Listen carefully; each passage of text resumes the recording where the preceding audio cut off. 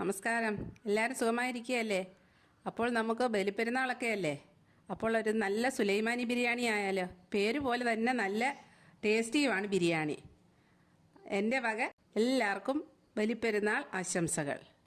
അപ്പോൾ നമ്മുടെ ചാനൽ ആരെങ്കിലും സബ്സ്ക്രൈബ് ചെയ്യാനുണ്ടെങ്കിൽ സബ്സ്ക്രൈബ് ചെയ്യാൻ മറക്കരുത്. കൂട്ടത്തിൽ ലൈക്ക് ചെയ്യുക, ഷെയർ ചെയ്യുക, കമൻറ്റ് ചെയ്യുക. അപ്പോൾ നേരെ വീഡിയോയിലേക്ക് പോകാം.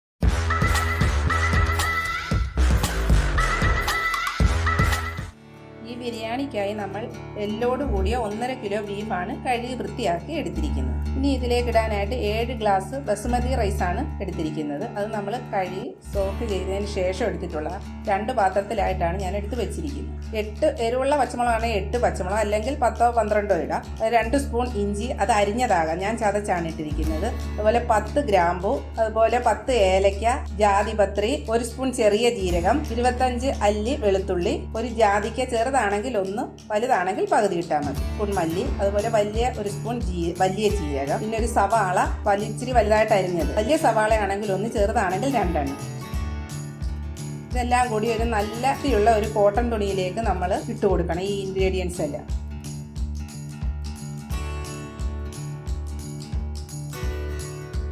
അതുപോലെ തന്നെ ഈ ജീരകവും മല്ലിയും എല്ലാം സീഡായിട്ട് തന്നെ ഉള്ളത് എടുക്കണം, പൊടി എടുക്കരുത്. പിടി കെട്ടാൻ എപ്പോഴും സീഡായിട്ടുള്ളത് തന്നെ എടുക്കാവൂ. അതിൻ്റെ കൂടെ നമ്മൾ കസൂരി മേത്തി എന്ന് പറയുന്ന 1 സ്പൂൺ ഇലയാണത്, അതും കൂടി ഇതിനകത്തേക്ക് ഇട്ട് കൊടുക്കണം. അത് നമ്മുടെ കടകളിലൊക്കെ ലഭ്യമാവും. അത് ഓപ്ഷനിലാണ്, നിങ്ങൾക്ക് വേണമെങ്കിൽ ഇട്ടാൽ മതിയായി. അതിനുശേഷം ഒരു ബേ ലീഫും കൂടി നമ്മൾ ഇട്ട് കൊടുക്കുകയാണ്. എന്നിട്ട് അത് നല്ലപോലെ കെട്ടി വെക്കുക.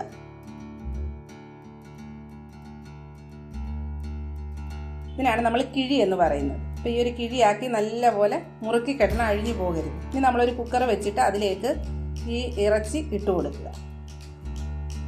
1 ഗ്ലാസ് പാൽ, അതായത് നല്ല കട്ടിയുള്ള പാലായിരിക്കണം.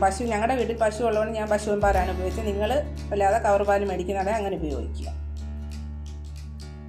അതിനകത്തേക്ക് ഈ കിഴി നല്ലപോലെ ഇറക്കി വെച്ച് കൊടുക്കുക. വീണ്ടും 1/2 ഗ്ലാസ് പാൽ കൂടി ഒഴിക്കുക. 1/2 ഗ്ലാസ് വെള്ളം കൂടി അതിലേക്ക് ഒഴിക്കുക. അപ്പോൾ തിളച്ച് വന്നതിന് ശേഷം നമ്മൾ 1/4 സ്പൂൺ ഇട്ട് കൊടുക്കും. എന്നിട്ടത് അടച്ചു വെക്കുക. അങ്ങനെ ഒരു 4 5 വിസിൽ വരുമ്പോൾ നമുക്ക് നോക്കാം. നമ്മൾ അരി ഇടാനായിട്ട് കുറച്ച് വെള്ളം വെക്കുകയാണ്. അത് തിളയ്ക്കാറാകുമ്പോഴത്തേക്ക് അതിലേക്ക് കുറച്ച് പട്ടയും, ഒരു 5 ഏലക്കയും, 4-5 ഗ്രാമ്പൂവും ഇട്ട് ഉപ്പും ഇട്ട് കൊടുക്കുകയാണ്. ഒരു ബേ ലീഫും ഇട്ട് അതിലേക്ക് നല്ലപോലെ തിളച്ച് വരും. ഇപ്പുറത്ത് നമ്മൾ പാൻ വെച്ചിട്ട് അതിലേക്ക് കുറച്ചൊരു ഉള്ളി നല്ല സ്ലൈസ് ആയിട്ട് അരിഞ്ഞെടുക്കുക. വലിയ ഉള്ളിയായിട്ട് ഒരെണ്ണം അരിഞ്ഞെടുത്തിട്ട് അത് നമ്മൾ നല്ലപോലെ ഫ്രൈ ചെയ്തെടുക്കണം.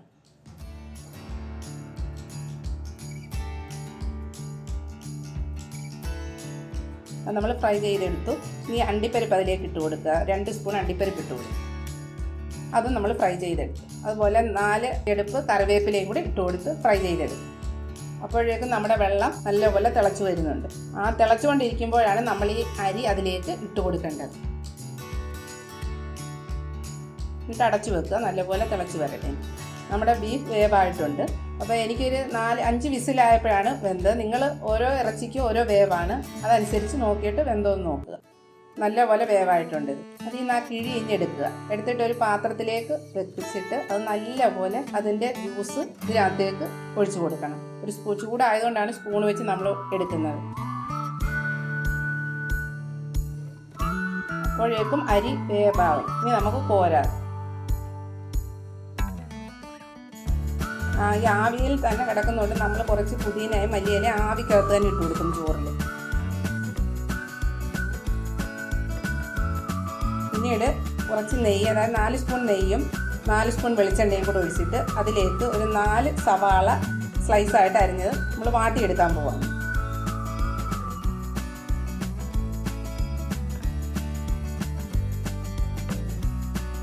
അത് നല്ലപോലെ വാടി വരട്ടത്. അതിനുശേഷം 1/2 സ്പൂൺ മഞ്ഞൾ ഇട്ട് കൊടുത്തു. പിന്നെ 1 സ്പൂൺ മുളക് പൊടി അതും ഇട്ടിട്ട് നല്ലപോലെ വഴറ്റിയെടുക്കുക.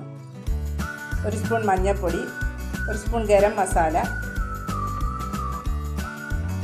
അതുപോലെ അതിനുശേഷം നമ്മൾ 4-5 പച്ചമുളക് കൂടി എരിവിന് ഇട്ട് കൊടുത്ത് ഒന്നുകൂടെ വഴറ്റിയെടുക്കുകയാണ്. പിന്നെ അതിലേക്ക് ഒരു 1/4 ഗ്ലാസ് തൈര്, കട്ടിയുള്ള തൈരാണ് നമ്മൾ ഒഴിച്ചു കൊടുക്കുന്നത്. പുളിയുള്ളതാണെങ്കിൽ 1/4 ഗ്ലാസ്, പുളി ഇല്ലാത്തതാണെങ്കിൽ കുറച്ചുകൂടി ഒഴിക്കാം. നമുക്കറിയാമല്ലോ ടേസ്റ്റ് ചെയ്ത് നോക്കുമ്പോൾ. എന്നിട്ട് അതിലേക്ക് പുതിന ഇലയും മല്ലി ഇലയും കൂടി ഇട്ട് കൊടുക്കും. അത് ഉപ്പ് ഞാൻ നേരത്തെ ഇട്ട് കൊടുത്തായിരുന്നു. നല്ലപോലെ വഴന്നു വരും. അതിലേക്ക് നമ്മൾ ഫ്രൈ ചെയ്ത് വെച്ച അണ്ടിപ്പരിപ്പ് 2-3 ഇട്ട് കൊടുക്കുക. അതിനുശേഷം നമ്മളെല്ലാം ശരിയാക്കി വെച്ചിരിക്കുന്ന ആ ഇറച്ചി അതിലേക്ക് ഇട്ട് കൊടുക്കുക. അത് ആ വെള്ളത്തോടു കൂടിയായിരിക്കും അതിൻ്റെ ചാറ് പോലെ വരുന്നത്. അത് നമ്മൾ വറ്റിച്ചെടുക്കണം.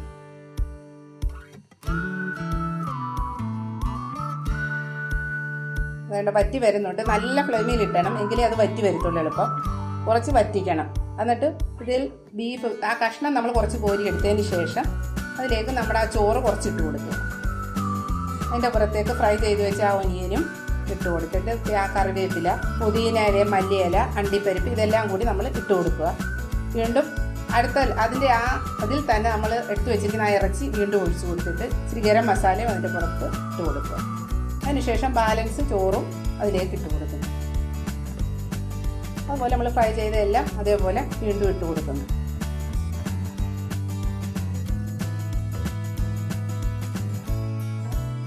എന്നിട്ട് കുറച്ച് നെയ്യും കൂടി അതിലേക്ക് ഒഴിച്ചു കൊടുക്കണം. പിന്നെ നമ്മൾ 2 സ്പൂൺ പാലെടുത്തിട്ട് അതിനകത്തേക്ക് 1/2 സ്പൂൺ മഞ്ഞൾപ്പൊടി കലക്കി വെച്ചിരിക്കുക. ഒരു കളറിന് വേണ്ടി കൊടുക്കാനാണ്. അത് ഇതിൻ്റെ പുറത്തേക്ക് നമ്മൾ ഒഴിച്ചു കൊടുക്കുക. നമ്മൾ ഫുഡ് കളർ ഇവിടെ ഉപയോഗിക്കുന്നതേ ഇല്ല. നമ്മൾ ചെറുതായിട്ട് ഇടഭാഗം ഒന്ന് കുത്തി കൊടുക്കുക. കാരണം എളുപ്പം മുകളോട്ട് വരുമല്ലോ, അപ്പോൾ ഇതിൻ്റെ ആ ടേസ്റ്റൊക്കെ. അതിനുശേഷം നമ്മൾ അങ്ങ് അടച്ച് വെക്കുക. 15 മിനിറ്റിന് ശേഷം നമ്മൾ നോക്കുക. നല്ല മണം വരുന്നുണ്ട്. നമ്മുടെ സുലൈമാനി ബിരിയാണി റെഡി ആയിട്ടുണ്ട്. എല്ലാവരും ഇത് ട്രൈ ചെയ്ത് നോക്കണം. അടുത്ത് നമുക്കത് പ്ലേറ്റിലേക്ക് എങ്ങനെയാണ് സെർവ് ചെയ്യുന്നതെന്ന് നോക്കാം. നല്ല ഭംഗിയുണ്ട് കാണാൻ, അതുപോലെ നമുക്ക് കഴിക്കാനും നല്ല ടേസ്റ്റാണ്. അതായത് പാലും ഒക്കെ അതിൽ ചേർന്നിട്ടുള്ളതുകൊണ്ട് നല്ല ടേസ്റ്റാണ്. എല്ലാവരും ഈ ഈദിന് എല്ലാവരും ഇത് ട്രൈ ചെയ്ത് നോക്കണം.